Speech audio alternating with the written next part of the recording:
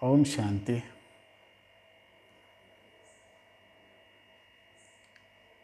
बाबा के हम सभी बच्चे रोज़ बाबा के वरदानों से, बाबा की शक्तियों में पलते हैं और उनके वरदानों का अनुभव भी करते हैं।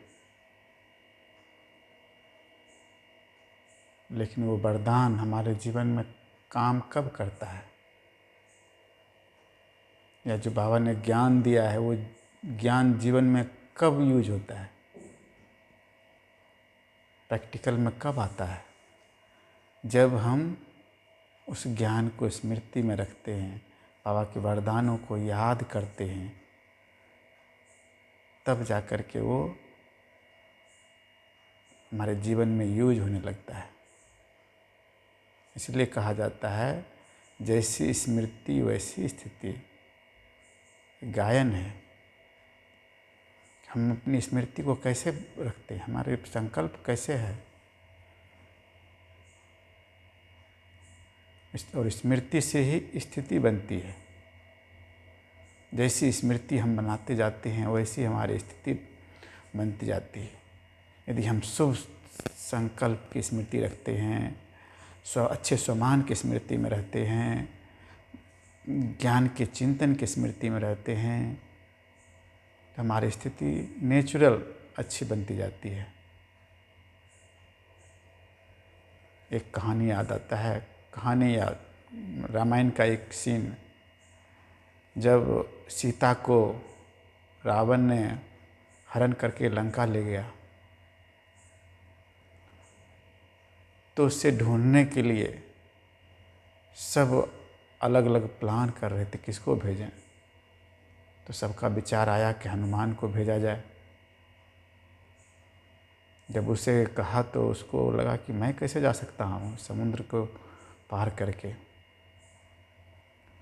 फिर उनके सारे जो बंदर सेना थे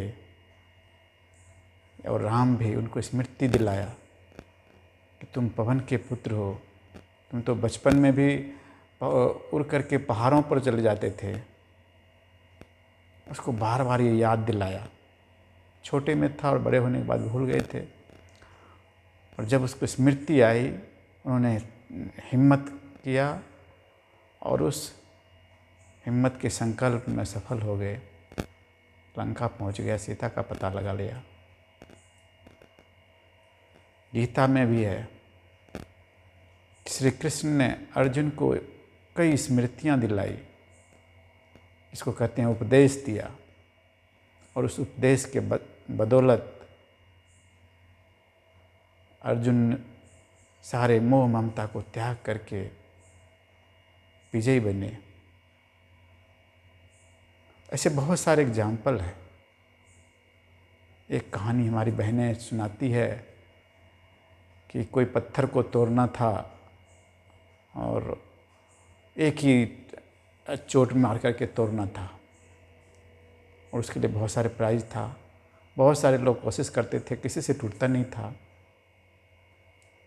एक व्यक्ति आया, दुबला पतला था, उतना उसके पास में शक्ति भी नहीं थी, लेकिन उसने कहा कि मैं तोड़ दूंगा, मैं कोशिश करूंगा तोड़ने का, लेकिन एक शर्त रखा कि उनके कान में कोई कुछ कहेगा। तो मंजूर कर लिया। तो जैसे वो गया तो पत्थर के पास तोड़ने के लिए, तो सब देख करके उसको तो लग रहा था कि इतने बड़े बड़े लोग से कुछ नहीं हुआ, और ये साधारण पतले से दुबले पतले व्यक्ति आया है, इससे क्या होगा। लेकिन वो साथ में जो व्यक्ति था ना, उसको कान में, उसके अंदर बहुत सारी स्मृतियाँ उसको दिलाया कि तुम तो राजपूत हो, तुम ऐसे घराने के हो, तुमने क्या, तुम्हारे वंशज, तुम्हारे पूर्वज कैसे कैसे असंभव काम किए थे, तुम्हारे लिए ये तो कुछ भी नहीं है। ऐसे अंदर से उमंग, उत्साह जिसको कहें, हिम्मत कहें, स्मृति उसको दिलाया कि तुम ही ये कर सकते हो और कोई कुछ नहीं कर सकता है, तुम राजपूत घराने के हो। ऐसे ऐसे बहुत सारे उनको संकल्प दिया, और उनको अंदर में जोश आ गया कि नहीं, मैं कर सकता हूँ। और जैसे उसने अपनी ताकत लगाया उस पर, तो वो पत्थर पहले ही एक ही चोट में टूट गया। तो ऐसी स्मृतियाँ हमारे जीवन में कमाल करती है। एक और छोटा सा एग्जाम्पल बताता हूँ। एक कहानी सुनाते हैं कि एक बार एक राजा के छोटे बच्चे घर में था और सारे घर वाले इधर उधर कहीं थे। अचानक उसको बंदर उठा करके लेके चला गया और वो बच्चे बंदरों के साथ में रहना शुरू कर, जंगल में जाकर के बंदरों के साथ ही घुल मिल गया, रहने लग गया।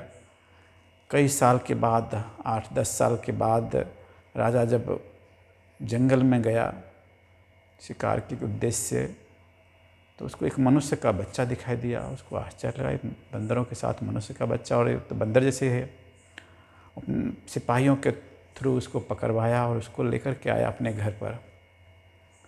उसको नहलाया धुलाया, बाल कटिंग कराया, क्योंकि उसके पास बच्चा था ही नहीं। उसका बच्चा तो बंदर उठा के ले गया था पहले, लेकिन उसको पता नहीं था कहाँ गया है बच्चा। उस समय बहुत ढूंढा था। तो जैसे उसको अच्छी तरह से करके कपड़े उपड़े पहना करके उसको टीचर ला करके पढ़ाई शुरू कराया। उसको बार बार स्मृति दिलाता उसको। लेकिन इसी संदर्भ में उसकी माँ ने देखा कि कोई चिन्ह था उस बच्चे के शरीर में, जो बच्चे उसके थे पहले, और जब वो नहला रही थी तो उस समय वो दिख गया। तो उसको याद आएगा ये तो हमारा ही बच्चा है। फिर उसको अच्छी पढ़ाई के लिए व्यवस्था किया टीचर्स का, घर पर बुला करके। बच्चे तो बंदर जैसे चंचल हो गया था, बंदरों जैसे उछल कूद करना, इधर से उधर, ये सामान को फेंकना, उसको इधर करना। और उसके टीचर उसको बार बार स्मृति दिलाता था कि तुम राजकुमार हो, तुम बंदर नहीं हो, तुम्हारा तो इसी राज परिवार में जन्म हुआ था, ये सारी संपत्ति प्रॉपर्टी तुम्हारी है, तुम बहुत रॉयल हो। लेकिन वो बच्चा किसी का सुनता ही नहीं था। लेकिन बार बार उसको बरसों लग गया उस टीचर को उसकी मेहनत करने में, और उसका परिणाम हुआ कि बच्चा से धीरे धीरे समझा, फिर ज्ञान को पढ़ाई को समझने लग गया, और अंत में जाकर के फिर उसको उस राजा का वारिस बच्चा बन गया। तो ऐसे ही बाबा हम सभी को मुरलियों के द्वारा रोज़ ज्ञान देता है, वरदान देता है। उन वरदानों को हम कितना स्मृति में रखते हैं, प्राय हम उसको भूल जाते हैं। उसको बार बार स्मृति में लाएं, उसको स्वरूप बनाएं, उस पर मनन चिंतन करें। बाबा ने किस भाव से ये शब्द कहा है, जितना जितना हम उसको बार बार स्मृति में लाते हैं। इसको मंत्र जैसे कहते हैं ना, अजपा जाप, मंत्र को भी कई बार कहते हैं जाप करने से उसमें सिद्धि मिल जाती है। वैसे बाबा के जो वरदान मिला हुआ है, शक्तियाँ मिली हुई है, ज्ञान मिला हुआ है, उसको हम बार बार स्मृति में लाते हैं, तब वो हमारा स्वरूप बन जाता है और वो काम करने लगता है। जैसे एक स्वमान हम लेते हैं कि मैं मास्टर सर्वशक्तिवान हूँ। सिर्फ उसको याद करने से वो हमारे अंदर में शक्तियाँ नहीं आती है।